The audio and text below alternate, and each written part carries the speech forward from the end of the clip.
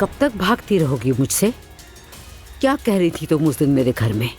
मेरी बात सुने आप। अब तुम मेरी बात सुनो। कोई आदमी तुमसे शादी नहीं करेगा। सिर्फ शादीशुदा मर्द ही तुम्हें चुपके से होटल ले जा सकते हैं। अब्दुल्ला मुझे कभी नहीं छोड़ेगा।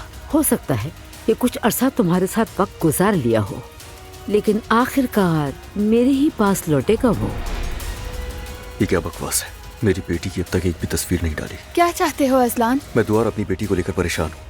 वो ठीक है और हम इस वक्त मसरूफ हैं। वैसे मैंने तुमसे पूछे बगैर एक ड्राइवर लगवा दिया है सनम। मेरा ख्याल है हमें फरीद लॉयर से बात करनी चाहिए। तुम लोगों ने मेरे साथ जो कुछ भी किया है उसकी कीमत चुकानी होगी। अहले साहिबा, खैरियत है? खैरियत बिल्कुल भी नहीं है। आप खुद मेरे घर आए थे, मुझसे कहा कि आप मुझसे मोहब्बत करते हैं, सही है ना? ये बिल्कुल सच है। तो अपनी मोहब्बत के लिए स्टैंड क्यों नहीं लेते आप?